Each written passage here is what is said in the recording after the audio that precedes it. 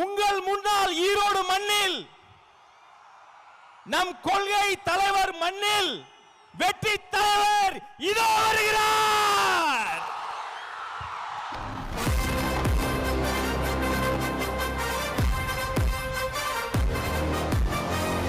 Hello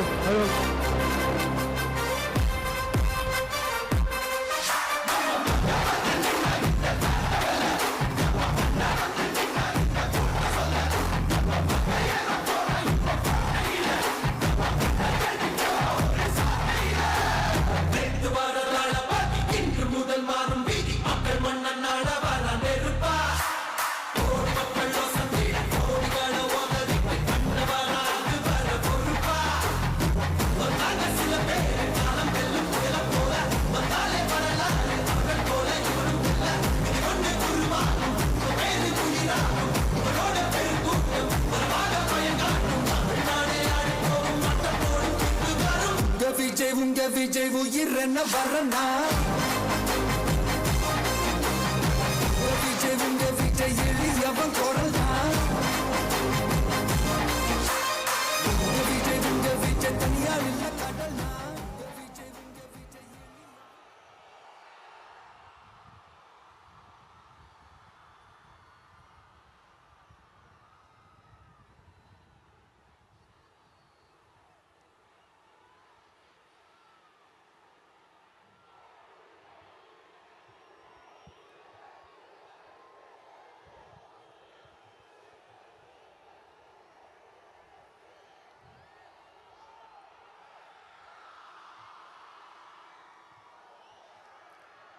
மஞ்சள் மஞ்சள் பொதுவா நல்ல காரியங்கள் ஸ்டார்ட் பண்றதுக்கு முன்னாடி இந்த மஞ்சள் எடுத்து வச்சுதான் ஸ்டார்ட் பண்ணுவாங்க. நம்ம வீட்டில் கூட நம்ம அம்மா அக்கா தங்கைகள் நமக்காக நாம நல்லா இருக்கணும்ன்றதுக்காக மஞ்சள் புடவை கட்டிக்கிட்டு தான் வேண்டிக்குவாங்க.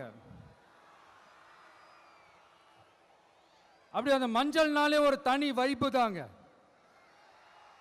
நம்ம கொடியில கூட அந்த வைப்ரண்டான அந்த எனர்ஜெட்டிக்கான அந்த மஞ்சள் இருக்குமே, அந்த மாதிரி மங்களகரமான மஞ்சள் விளையிற பூமி தான் இந்த ஈரோடு பூமி. இங்க வந்து மஞ்சளை பத்தி பேசாம வேற எங்க போய் பேசுறது? அது மட்டும் இல்ல, இங்க ஒரு மகத்தான ஒரு மனிதரை பத்தி நம்ம பேசி ஆகணும். இந்த ஈரோடு மண் விவசாயத்துக்கும் பேர் போன மண். இங்க நடக்கிற அந்த விவசாயத்துக்கு மிக முக்கியமான ஒரு கவசமா இருக்கிறது என்ன தெரியுமா? காலிங்கராயன் அணை, காலிங்கராயன் கால்வாய்.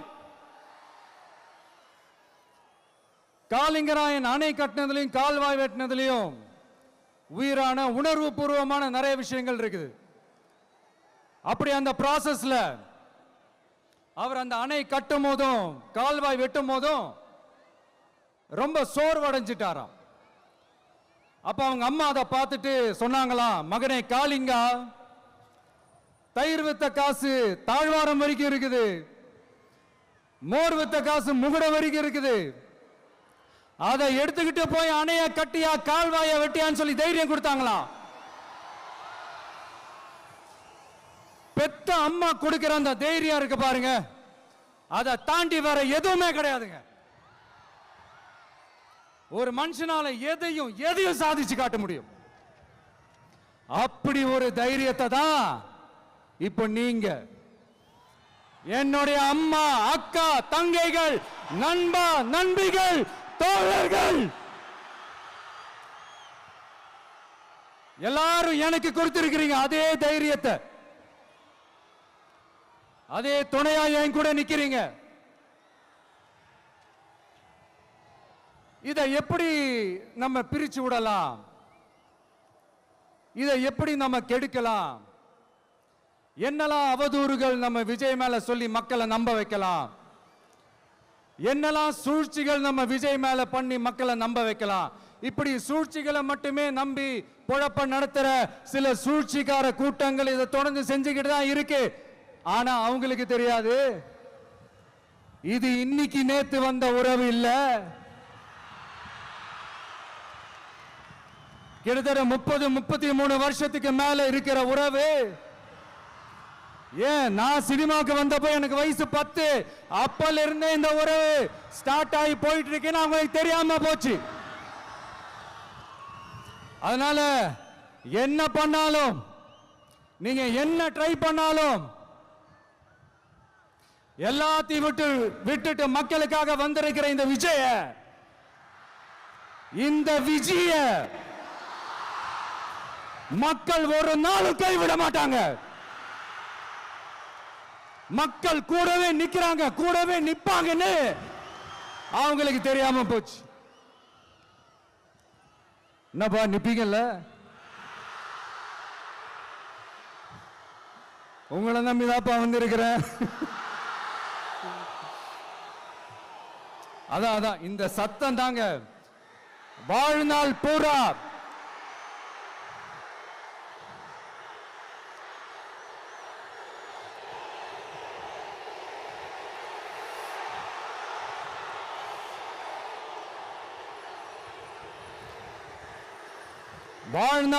உங்களுக்கு நன்றியோடவே இருப்பேன்.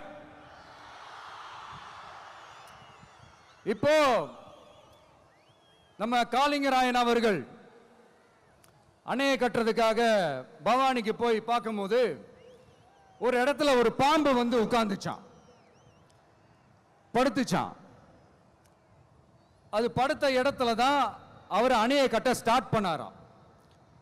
அப்புறம் அந்த பாம்பு வளைஞ்சி நெளிஞ்சி போற இடத்துலலாம் கால்வாயை வெட்டினார்னு சொல்லி சில வாய்மொழி கதைகள்லாம் சொன்னாங்க. தண்ணியை சேமிச்சு வச்சு குடிக்கிறதுக்கும் விவசாயத்துக்கும்.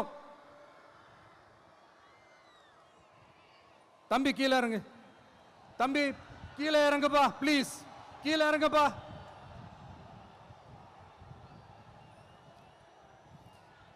ஓகே, தேங்க்யூ கீழே இறங்குங்க, கீழே இறங்குப்பா. நீ இறங்கினாதான் முத்தம் கொடுப்பேன்.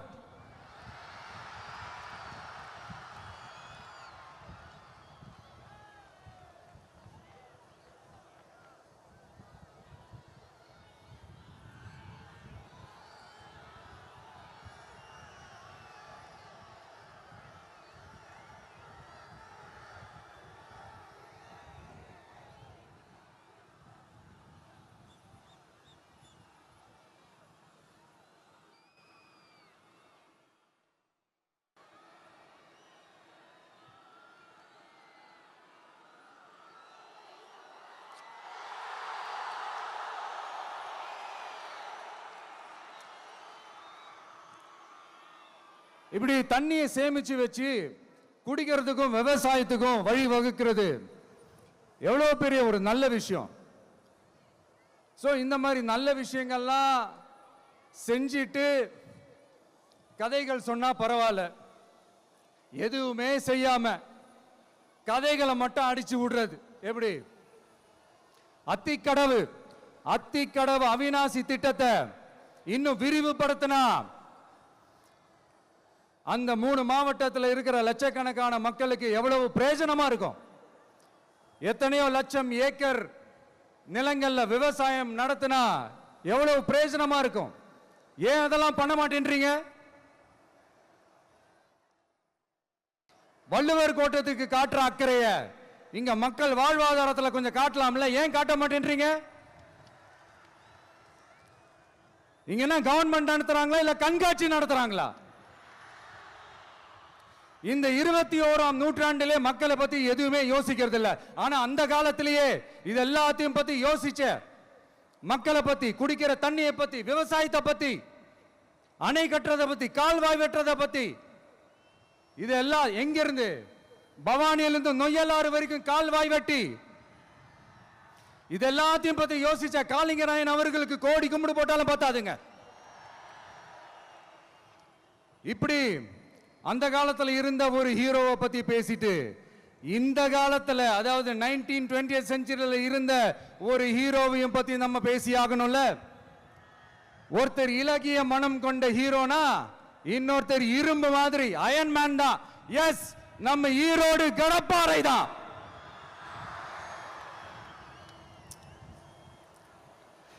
ஒட்டுமொத்த தமிழ்நாட்டையே திருப்பி போட்ட சீர்திருத்த நெம்புகோல். ஈரோடு மாவட்டத்தில் பிறந்த அவர்தான் இந்தியாவுக்கே இடஒதுக்கீடு சம்பந்தமான அரசியல் சட்டத்தை திருத்தறதுக்காக போராட்டம் நடத்தினவர் யாரு? நம்ம தந்தை பெரியாரு. 100 வருஷத்துக்கு முன்னாடியே வகுப்பு வாரி பிரதிநிதித்துவம் வேணும்னு கேட்டவர்.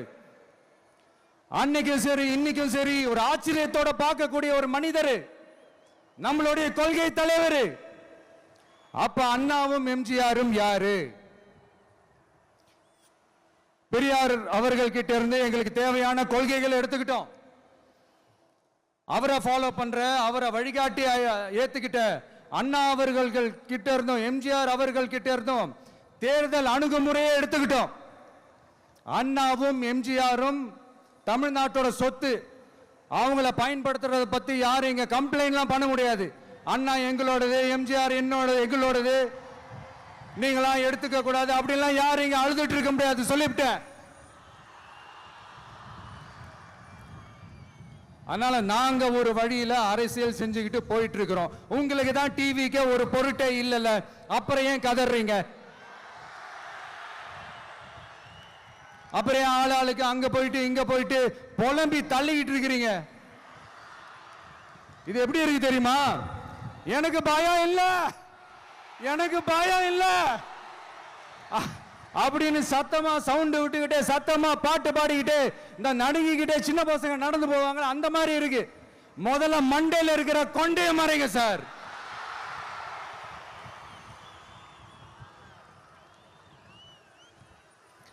சும்மா மாறு வேஷத்துல மறு வச்சுக்கிட்டு மீடியா ஆளு ரேடியோ ஆளுன்னு இவங்க ஆளுங்களே மாத்தி மாத்தி அனுப்பிக்கிட்டு இதெல்லாம் என்ன மக்களுக்கு தெரியாதுன்னு நினைச்சிட்டு இருக்கீங்களா? மக்கள் எல்லாத்தையும் உன்னிப்பா கவனிச்சிட்டு இருக்காங்க. அதனாலதான் சொல்றேன், உங்களுக்கு நீங்க கொள்ளையடிச்சு வச்சிருக்கிற காசு தான் துணை. ஆனா எனக்கு என் மேல எல்லையில்லா பாசம் வச்சிருக்கிற இந்த மாசு தான் துணை.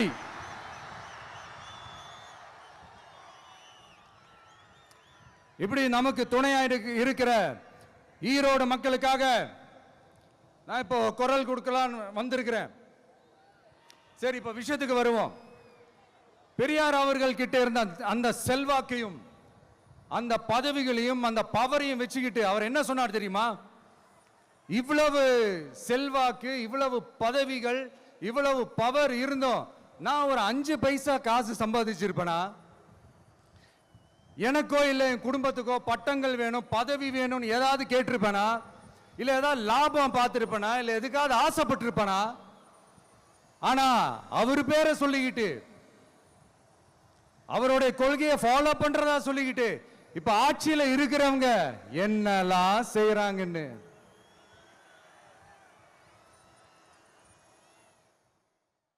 அதனாலதான் சொல்றோம், பெரியார் பேரை சொல்லிக்கிட்டு தயவு செஞ்சு கொள்ளையடிக்காதீங்கயா, தயவு செஞ்சு கொள்ளையடிக்காதீங்க. அவரு பேரை சொல்லிக்கிட்டு பெரியார் பேரை சொல்லி கொள்ளையடிக்கிற இவங்க தான் நம்மளுடைய அரசியல் எதிரி. மக்களை நீங்க சொல்லுங்க, நம்மளுடைய அரசியல் எதிரி யாரு? நம்மளுடைய கொள்கை எதிரி யாரு? ரிப்பீட், நம்மளுடைய அரசியல் எதிரி யாரு? நம்மளுடைய கொள்கை எதிரி யாரு? உங்களுக்கு புரியுது இல்ல? எனக்கு அது போதும்யா, எனக்கு வேற எதுவுமே தேவையில்லை.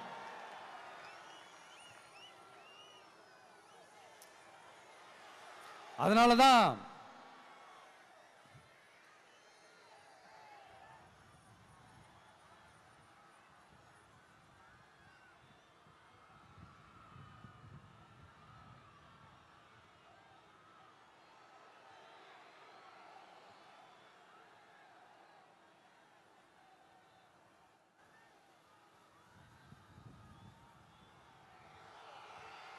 உங்களுக்கு நம்மளை பத்தி நம்ம அரசியலோட நீங்க எல்லாரும் என்னோட அரசியலோட கனெக்டடா இருக்கீங்கன்றது ரொம்ப தெளிவா தெரியுது. அதனால எனக்கு அது போதும். அதனாலதான் எதிரிகள் யாருன்னு சொல்லிட்டு களத்துக்கு வந்திருக்கிறோம். அதனால அவங்கள மட்டும் தான் எதிர்ப்போம். அதுவும் அந்த எதிரிகள் யாரு இப்போ இங்க 2026 சட்டமன்ற தேர்தலில் களத்துல இருக்கிறாங்களோ அவங்கள மட்டும் தான் எதிர்ப்போம். சும்மா களத்திலே இல்லாதவங்களையும், களத்துக்கும் அவங்களுக்கும் சம்பந்தமே இல்லாதவங்களையும்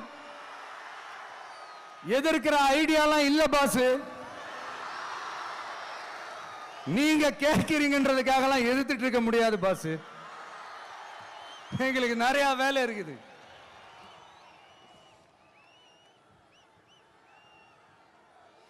எத்தனை எத்தனை பொய்யான வாக்குறுதிகள். வந்த உடனே நீட்டை ரத்து செய்வோம், கல்வி கடனை ரத்து செய்வோம், கேஸ் சிலிண்டருக்கு மானியமா 100 ரூபாய் தருவோம், என்னெல்லாம் அடிச்சு விட்டுட்டு இன்னி வரைக்கும் கேட்கிறேன், இதெல்லாம் சொன்னாங்களே செஞ்சாங்களா? இவங்க எப்பவுமே இப்படிதான், சொல்றது ஒண்ணு செய்யறது ஒண்ணு. திமுகவும் பிரச்சனைகளும் ஃபெவிகால் போட்டு ஓட்டின ஃப்ரெண்ட்ஸ் மாதிரி ஒன்னிலிருந்து ஒன்னை பிரிக்கவே முடியாது. இப்போ ஈரோடு பகுதியில் இருக்கிற பிரச்சனையை பத்தி பேசுவோம். பெரியார் பேரை மட்டும் சொல்லிக்கிட்டு எப்படி அவரோட கொள்கைகளுக்கு எதிராக செயல்படுறாங்களோ அப்படிதான் இந்த மஞ்சள் நகரத்தோட மஞ்சளுக்கும் ஒண்ணும் பண்ணல, மஞ்சள் விவசாயிகளுக்கும் ஒண்ணும் பண்ணல. ஆராய்ச்சி மையம், சிறப்பு மையம்னு கோடி கோடியா டெண்டர் விட்டாங்க, பேருக்கு கட்டிடத்தை கட்டினாங்க. ஆனா உலகமே போட்டி போட்டு வாங்குற மஞ்சளை மதிப்பு கூட்டி விற்பனை செய்ய, அதாவது அதோட வேல்யூ இன்க்ரீஸ் பண்ணி நம்ம விவசாயிகளுக்கும் இந்த மாவட்ட மக்களுக்கும் நன்மை செய்ய இதுவரைக்கும் என்ன செஞ்சிருக்காங்கன்னு யோசிச்சு பார்த்தா ஒரு பெரிய ஜீரோ தான். கரும்பு நெல்லுக்கு அரசாங்கம் விலை பிக்ஸ் பண்றாங்க, அதையும் ஒழுங்கா பண்றதில்ல. ஒவ்வொரு முறையும் பிரச்சனை. அங்க நெல் கொள்முதல் செய்யறதுல ஊழல். சரி, நாம கஷ்டப்பட்டு விளைய வச்சது வீணா போக கூடாதுன்னு நினைச்சு நம்ம விவசாயிகள் கேட்கிற லஞ்சத்தை கொடுத்தாலும் அதுக்கப்புறம் கூட அந்த கொள்முதல் ஒழுங்கா நடக்கிறது இல்லை.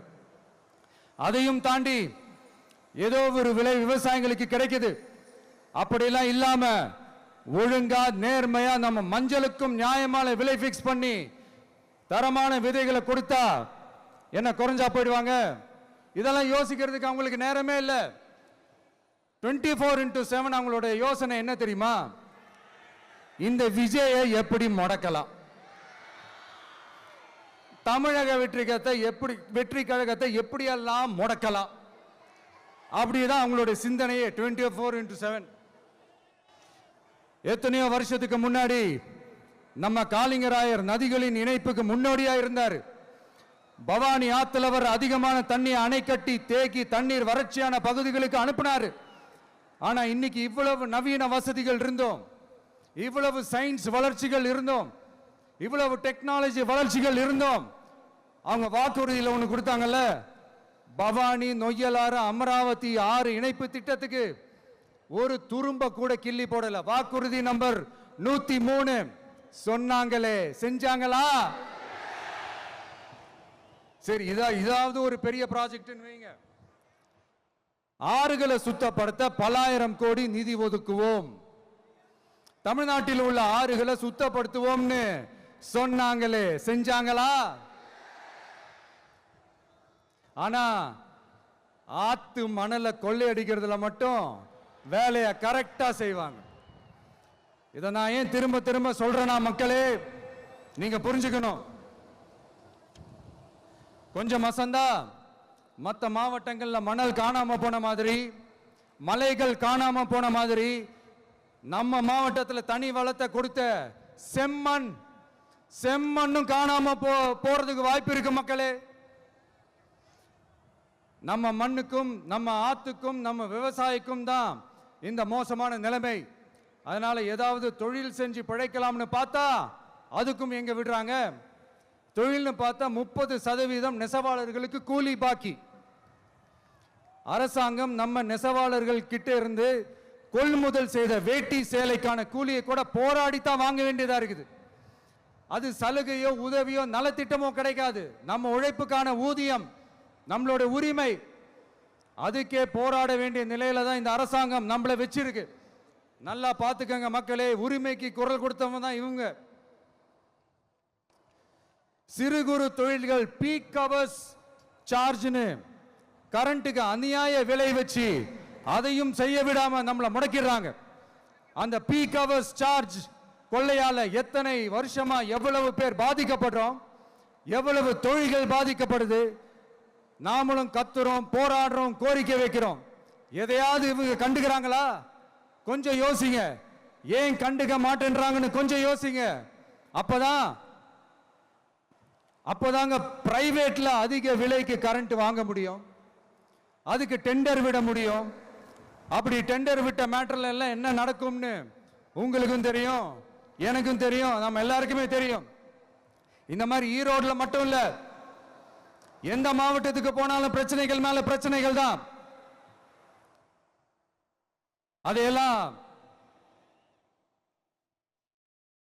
அதையெல்லாம் தீக்கிறதுக்கு ஒரு சொல்யூஷன் கூட சொல்லாம இதுல வேற பெருமையா மாடல் அரசு மாடல் அரசுங்கிறது.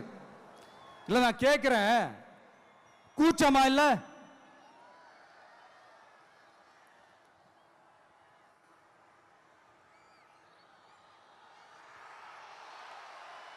இதெல்லாம் கேட்டா அப்படியே நம்ம பக்கம் யூட்டர்ன் அடிச்சு வந்துருவாங்க.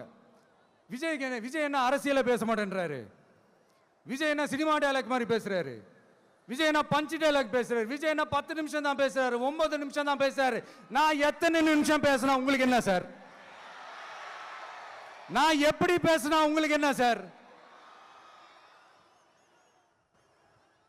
உள்ள விஷயம் என்னன்னு பாருங்க சார். ஒவ்வொரு மாவட்டத்துக்கும் போய் மக்கள் ஃபேஸ் பண்ற பிரச்சனைகளை எடுத்து பேசிட்டு இருக்கிறேன். பின்ன அது அரசியல் இல்லாம வேற எதுதான் அரசியல்? உங்களை மாதிரி தனிப்பட்ட முறையில தரக்குறைவா அசிங்கமா பேசுறதுதான் அரசியல்னா அந்த அரசியல் நமக்கு வராது. வராதுன்னா நல்லாவே வரும். உங்களை விட எனக்கு அது நல்லாவே வரும். வேணான்னு விட்டு வச்சிருக்கிறோம். அப்புறம் உங்களுக்கு நமக்கு என்ன வித்தியாசம்? காஞ்சிபுரத்தில் நாம பேசும்போது இந்த மாதிரி உங்களால் அமைக்கப்பட போற ஆட்சியில நம்ம ஆட்சிக்கு வந்த உடனே என்னெல்லாம் செய்ய போறோம்ன்றது சிலது சொன்னோம். அதையெல்லாம் தப்பா புரிஞ்சுக்கிட்டு இப்போ சொல்றேன், விளக்கமா சொல்றேன். நான் சலுகைகளுக்கு எதிரானவன் கிடையாது. மக்களுக்கான சலுகைகளை இலவசம்னு சொல்லி அசிங்கப்படுத்துறதுல எனக்கு உடன்பாடு கிடையாது. மக்கள் காசுல மக்களுக்கு செய்யறதை எப்படி இலவசம்னு சொல்லுவீங்க? அப்படியே செஞ்சிட்டாலும் ஓசில போறேன்னு சொல்லி அசிங்கப்படுத்துறீங்க. என்ன கேட்கறதுக்கு ஆள் இல்லைன்னு நினைச்சீங்களா? மக்களுக்கு ஒண்ணுன்னா இந்த விஜய் வந்து நிப்பா, இந்த விஜய் வந்து கேள்வி கேட்பா. இந்த விஜய் எப்பவுமே மக்கள் பக்கம் தான், அதே மாதிரி மக்களும் என் பக்கம் தான். என் மக்கள் மானத்தோட மரியாதையோட கௌரவத்தோட வாழணும். என் மக்கள் யாருக்கும் கீழே கிடையாது. அப்படி அவங்க கௌரவத்தோட வாழணும்னா அவங்களுக்கான வாழ்க்கை தரம் உயரணும். வாழ்க்கை தரம் உயரணும்னா அவங்களோட வாழ்வாதாரம் உயரணும். வாழ்வாதாரம் உயர்ந்தாதான் பொருளாதாரம் உயரும். பொருளாதாரம் உயர்ந்தாதான் வசதி வாய்ப்புகள் உயரும். இதெல்லாம் உயர்ந்தாலே ஆட்டோமேட்டிக்கா அவங்களோட வாழ்க்கை தரம், அவங்களுக்கான மரியாதை, அவங்களுக்கான கௌரவம் எல்லாமே உயரும். இதுக்கான வழிகள், அந்த சூழல்களை அந்த கவர்மெண்ட் அமைச்சு கொடுக்கணும். இதுக்கான அந்த திட்டங்களை செயல்படுத்தணும். இதெல்லாம் செஞ்சாதான் அந்த அரசாங்கம் ஒரு நல்ல அரசாங்கம். இதைத்தான் சொன்னோம்.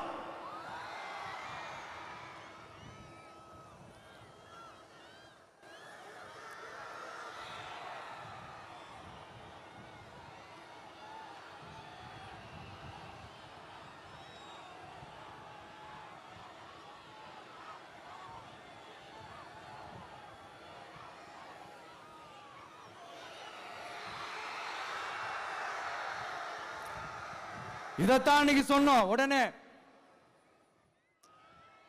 சொன்னா மட்டும் போதுமா? எப்படி செயல்படுத்துவீங்க?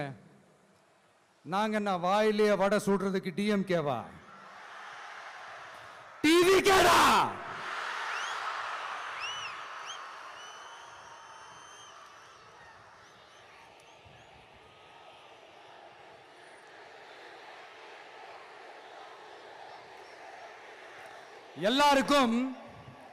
எல்லாருக்கும் நிரந்தரமான ஒரு வீடு இருக்கணும்னு சொன்னோம்.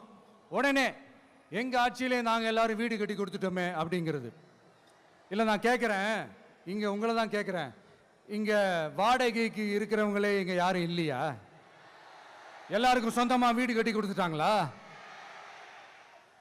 அடுத்து வீட்டில் இருக்கிற ஒவ்வொருத்தரும் மினிமம் டிகிரி படிச்சிருக்கணும் அப்படின்னு சொன்னோம். உடனே எங்க ஆட்சியிலே எல்லாரும் டிகிரி படிச்சு முடிச்சிட்டாங்களே அப்படிங்கிற மாதிரி சொல்றது. அது உண்மைனா ஸ்கூல் லெவல்லையே டிராப் அவுட்ஸ் அதிகமானது யாரோட ஆட்சியிலங்க?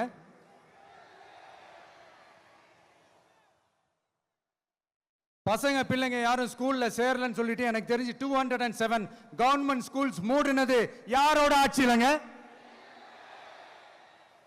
இதுல கல்வியில் சிறந்த தமிழ்நாடுன்னு டிராமா வேற. அடுத்து குடும்பத்தில் ஒருத்தருக்கு நிரந்தரமான வருமானம் வரணும், வேலை வாய்ப்பு கிடைக்கணும் அப்படின்னா நாங்க கொடுக்காத வருமானமா, நாங்க கொடுக்காத வேலையா அப்படிங்கிறது. எத்தனையோ லட்சம் காலி பணியிடங்கள் நிரப்புவோம்னு வாக்குறுதி கொடுத்துட்டு ஆட்சிக்கு வந்தீங்களே, எத்தனை லட்சம் காலி பணியிடங்களை நிரப்புனீங்க? அட்லீஸ்ட் 1 லட்சம் காலி பணியிடங்களாவது நிரப்புனீங்களா? இதெல்லாம் சொல்லிட்டு மக்களை ஏமாத்துறது யாரோட ஆட்சியிலங்க? அடுத்து ரொம்ப முக்கியமா, பெண்களுக்கு பாதுகாப்பு இல்ல, சட்டம் ஒழுங்கு சரியா இல்லைன்னு சொன்னா தமிழ்நாட்டில் பெண்கள் பாதுகாப்பு தான் அதிகமா இருக்குதான். நீங்க சொல்லுங்க மக்களே, பெண்கள் பாதுகாப்பு இருக்கு? சட்டம் ஒழுங்கு சரியா இருக்கு? அவங்க சொல்றது உண்மையா? அவங்க சொல்றதை நீங்க ஏத்துக்கிறீங்களா? சத்தமா கேக்குதா சார்? இதுதான் ரியாலிட்டி, இதுதான் நிஜம். நம்மளுடைய ஆட்சியில சட்டம் ஒழுங்குல சமரசமே இருக்காது. அதனாலதான் இவ்வளவு ஸ்ட்ராங்கா சொல்றோம், தைரியமா இருங்க மக்களே. இந்த மாதிரி விஷயங்கள்லாம் நம்ம மக்கள் கிட்ட எடுத்து சொன்னா உடனே இந்த இது எடுத்துட்டு வந்துருவாங்க.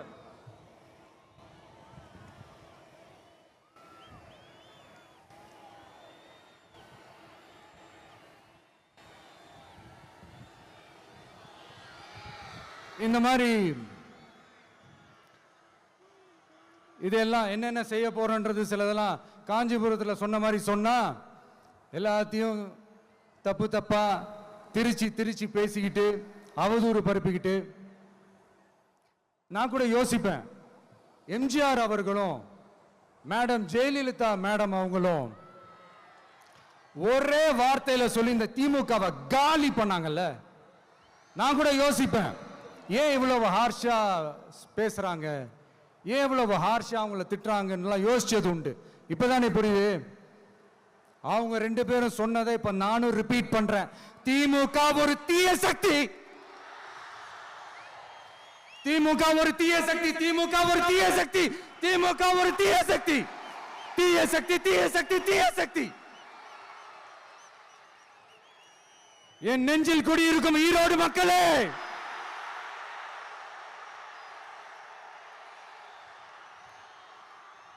டிவிகே ஒரு தூய சக்தி.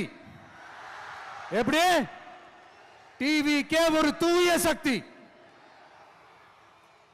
தூய சக்தி டிவிகேவுக்கும் தீய சக்தி டிஎம்கேவுக்கும் தான் போட்டியே.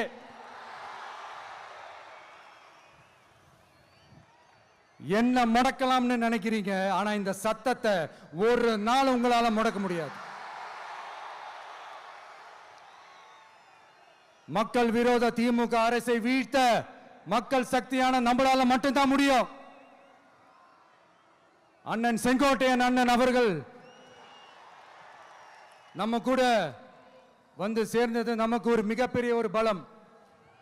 அந்த மாதிரி செங்கோட்டையன் அண்ணன் அவர்கள் மாதிரி இன்னும் நிறைய பேர் வந்து சேர இருக்கிறாங்க.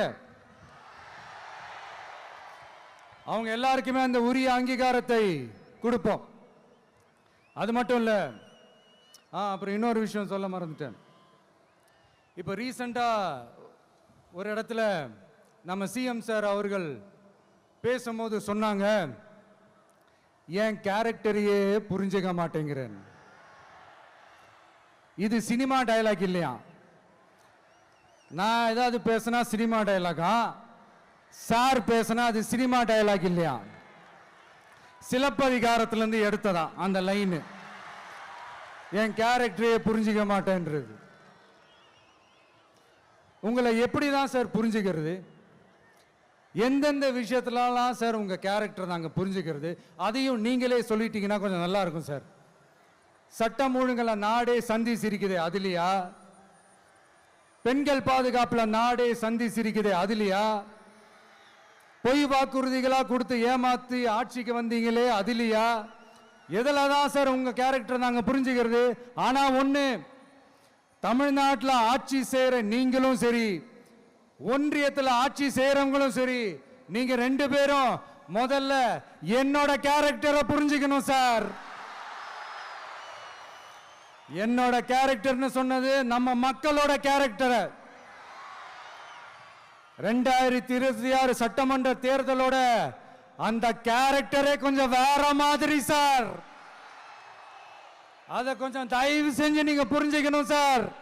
புரிஞ்சுக்கலன்னா மக்களே உங்களுக்கு புரிய வைப்பாங்க சார். கான்பிடென்டா இருங்க சார், நல்லதே நடக்கும் சார். வெற்றி நிச்சயம் சார். மீண்டும் சந்திக்கும் வரை நன்றி, வணக்கங்க சார். நண்பா, நண்பிகள், இங்க வந்து எல்லாம் வந்து பார்த்தோம், எல்லாம் நல்லபடியா நடந்தது. சேஃபா வந்துட்டு சேஃபா வீட்டுக்கு போயிடுங்க. எனக்கு எல்லாத்தையும் விட நீங்க தான் எனக்கு முக்கியம். தயவு செஞ்சு சேஃப்டியா போயிட்டு வாங்க. ஒரு ஈரோடு செல்ஃபி ஒன்று எடுப்போமா?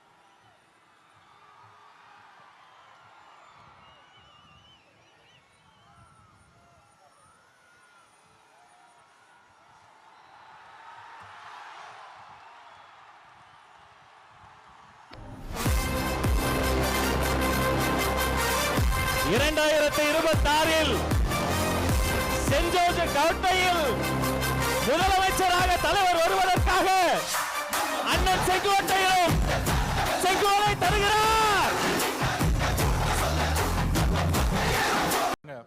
இதை மாற்றணும்னா யாரால மாற்ற முடியும்? யாரால மாற்ற முடியும்? நீங்க சொல்லுங்க. யாரால மாற்ற முடியும்? தளபதி விஜய் அவர்களால் மாற்ற முடியும். எந்த கட்சியால மாற்ற முடியும்? டிவிகே. இன்றைக்கு இருக்கக்கூடிய ஒரே நம்பிக்கை டிவிகே தான். அப்ப அது ரீசெண்டா ஒரு மாநாடு, இளைஞர் மாநாடு மாதிரி நடத்தினாங்க. எப்படி? இளைஞர் மாநாடு மாதிரி. அங்க ஆனா இளைஞர்களே இருக்க மாட்டாங்க. ஆனா அங்க ஒரு இளைஞர் இருக்காரு. அவங்க அப்பா பையன், அவங்க 2 இளைஞர்கள் தான் தமிழ்நாட்டில். அந்த இளைஞர்கள் சொல்றாங்க, மாநாடு போட்டு இளம் பெரியாராம். யாருப்பா இளம் பெரியாரு? பெரியாரோட வரலாறு தெரியுமா? பெரியார் ஸ்பெல்லிங் படிக்க தெரியுமா உனக்கு? மழையில படிக்க கொடுத்தா?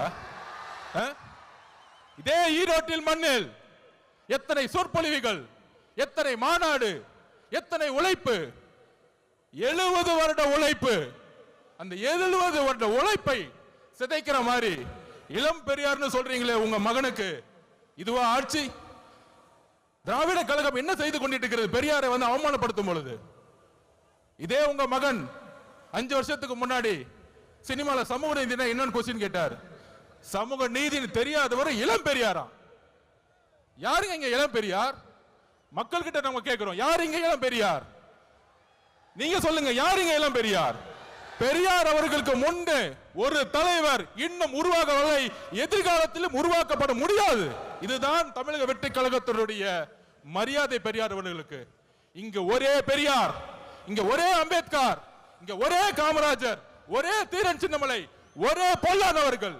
இந்த தலைவர்களை நீங்கள் அசிங்கப்படுத்தினால் தமிழக வெற்றி கழகம் மிகப்பெரிய போராட்டத்தை உருவாக்கும். 2026 எழுதி வச்சுக்கோங்க, 2026, 31, 36 போயிட்டே இருப்போம். தெளிவா இருக்கு, மக்கள் முடிவு பண்ணிட்டாங்க. உங்களுடைய சூதுனால மிகப்பெரிய இழப்புக்கு அப்புறம் தலைவர் அவர்களை மக்கள்கிட்ட இருந்து பிரிக்க பார்த்தீங்க. ஆனால் இங்க இருக்கிற கூட்டம், இங்க இருக்கக்கூடிய மக்கள் சக்தி, இங்க இருக்கக்கூடிய பெண்கள் சக்தி எந்த அளவிற்கு தலைவர் மீது நம்பிக்கையும் அன்பையும் வச்சிருக்காங்க. இந்த கூட்டம் இல்ல, இந்த மக்கள் கூட்டத்துடைய எழுச்சி இந்த ஆட்சியாளர்களை துரத்தக்கூடிய ஒரு எலெக்ஷனா இருக்குங்கிறத பதிவு பண்ணிது. தலைவர் அவர்களுடைய பேச்ச நீங்க மட்டுமல்ல, ஒட்டுமொத்த தமிழகம் கேட்கறது ரெடியா இருக்கு. கேட்கலாமா? நன்றி, வணக்கம்.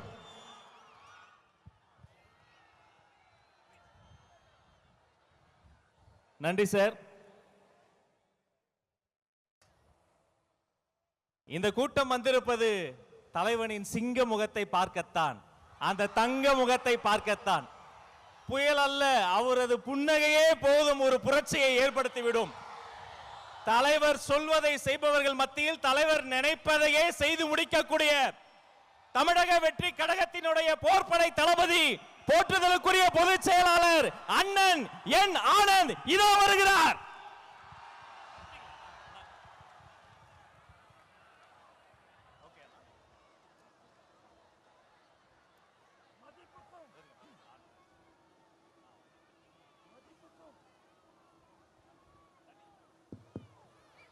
மதிப்புக்கும் மரியாதைக்குரிய தமிழக வெற்றி கழகத்தின் தலைவர், 2026 தமிழகத்தின் முதல்வர், நம் வெற்றி தலைவர் தளபதி உங்களை பார்க்க நம் ஈரோடு மாவட்டத்திற்கு வந்திருக்கிறார். இந்த மண்ணின் மைந்தர் அண்ணன் KS மற்றும் தலைவரை காண கூடியிருக்கும் கழகத்தின் மாநில மாவட்ட நிர்வாகிகள், ஒன்றியம், கிளை கழகம், வார்டு பகுதி மற்றும் சார்பணிகள், தளபதி நெஞ்சில் குடியிருக்கும் ஈரோடு மக்களே, உங்கள் அனைவருக்கும் வணக்கம்.